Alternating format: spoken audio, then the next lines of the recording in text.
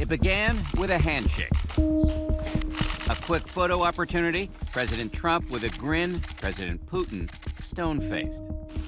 And then it was down to business. Great to be with you.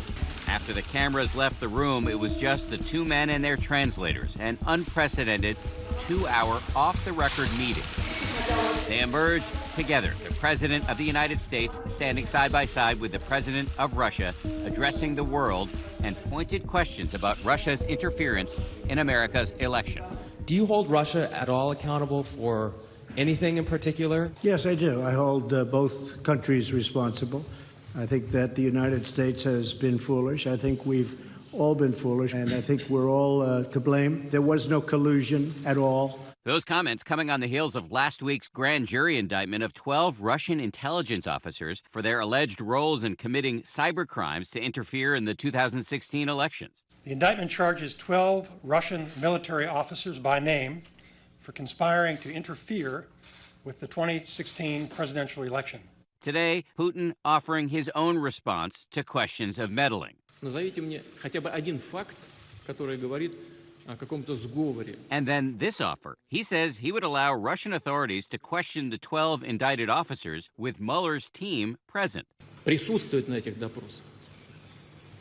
Но тогда в этом случае мы, безусловно... But he added a condition. Russia must then be allowed to interrogate American intelligence agents.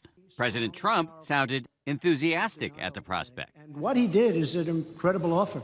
He offered to have the people working on the case come and work with their investigators with respect to the 12 people. I think that's an incredible offer. Okay, thank you. But here was the moment that truly ignited the firestorm today, when President Trump appeared to throw America's intelligence community under the bus. Would you now, with the whole world watching, tell President Putin, would you denounce what happened in 2016, and would you warn him to never do it again? My people came to me, Dan Coates came to me, and some others. They said they think it's Russia. I have President Putin. He just said it's not Russia.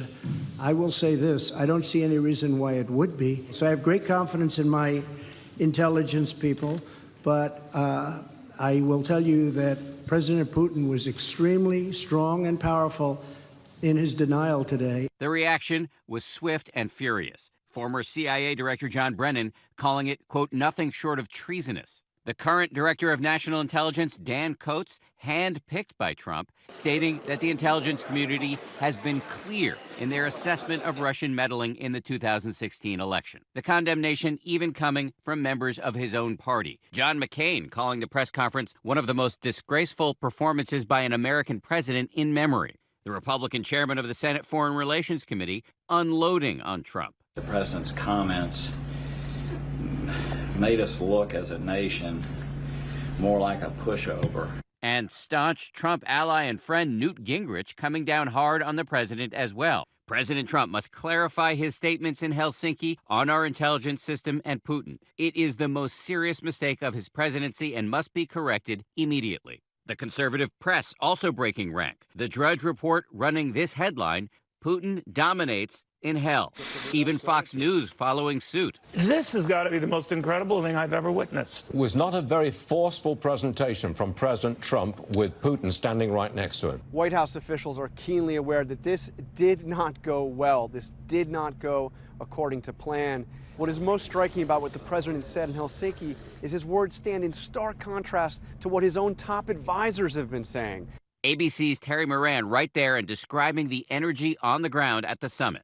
Well, that was something else. I don't think any American has ever seen a press conference quite like that from an American president and a Russian leader who is described by all of our allies as an adversary and a dangerous one. President Trump has decided to de-emphasize America's traditional relationships with Western European countries and institutions and get closer to the Kremlin.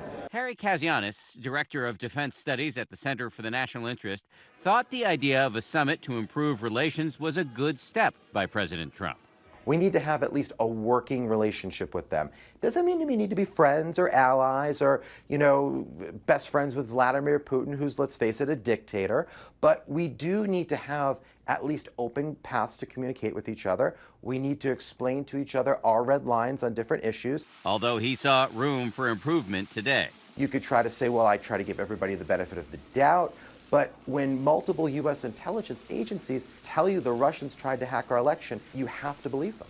It seems like President Trump, for whatever reason, has it in his head that the Russians did not try to hack our election, when all evidence points to quite the contrary. And for the president to deny that for whatever reason, maybe because he's afraid that it might tarnish his election results, maybe he's afraid it might open him up to political attack, is probably the reason he's doing it. And I think today he's made a very, very big mistake. While there was no official White House agenda published before the summit, Trump telling Fox News' Sean Hannity moments after it ended. We discussed so many different things, including nuclear, including war and peace, including economic, Syria, Ukraine. I'll tell you that I thought it was a really amazing time. Not about that. I think it's a shame. We're talking about nuclear proliferation. We're talking about Syria and humanitarian aid. We're talking about all of these different things, and we get questions on the witch hunt. Let's put a fine point on this. For the more conspiratorial among us who watch today's doings in Helsinki and see something dark afoot on the part of President Trump, what do you say to them? Well, if we're going to go to the darkest side of the room, that he's an asset of the Russians, I think that's very unlikely. But there's a lot of troubling issues well short of that. We know now at least 13 Trump allies, including some of Donald Trump's innermost circle, his son Don Jr., his son-in-law Jared Kushner, and his campaign manager Paul Manafort, had more than a dozen in-person meetings and numerous other communications with Russians between June of 2015 and Inauguration Day 2017. Most of these meetings and communications were not known until after Trump took office. But if you look at the extent of the ties between people in his orbit and or on his campaign and Russia, I mean, when you take it in totality, it's quite striking. What do you make of it when you look at it all that way, in sum? Personally, I do think he's compromised to a certain extent through his actions and through the actions of the people around him. I don't know, as a professional intelligence officer, it's hard for me to say that the Russians have had this long-term plan and he's been a plant for a long time. I don't see that, but I do see a lot of unethical and unpatriotic behavior and a lot of almost sort of gangster-like activities that could put him in a difficult place. And certainly the people around him that he's chosen to work with him have made a lot of bad choices. To date, Robert Mueller's investigation into possible coordination between the Trump campaign and Russia has brought criminal proceedings against 32 people and 3 Russian organizations and sentenced 1 person to prison, all in just 14 months.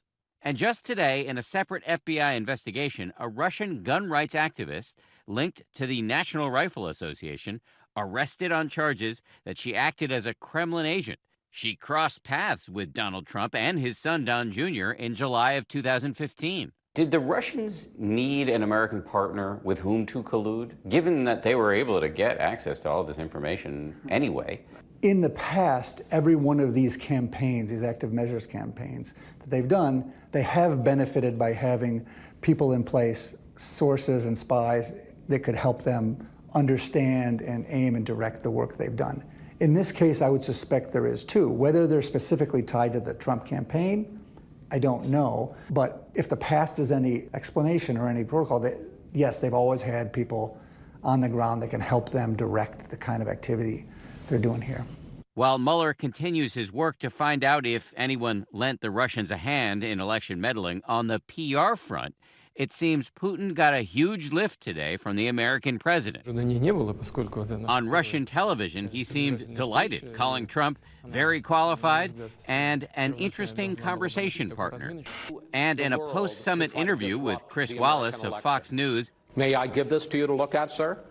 he brushed off a copy of Mueller's latest indictment. Here? Should we be expecting more meddling by Russia, and are we prepared to deal with it? Yes and no. The answers to those questions, the Russians will absolutely continue to meddle. Mr. Trump has not acknowledged the 2016 attack on the election and certainly has not pushed back to the point that would make Russia back off and not do these things. And so absolutely Russia will continue to push up to that line. They're going to be careful not to push over it and force us to react. But I think we can expect that for sure. Hi everyone, George Stephanopoulos here. Thanks for checking out the ABC News YouTube channel. If you'd like to get more videos, show highlights, and watch live event coverage, click on the right over here to subscribe to our channel, and don't forget to download the ABC News app for breaking news alerts. Thanks for watching.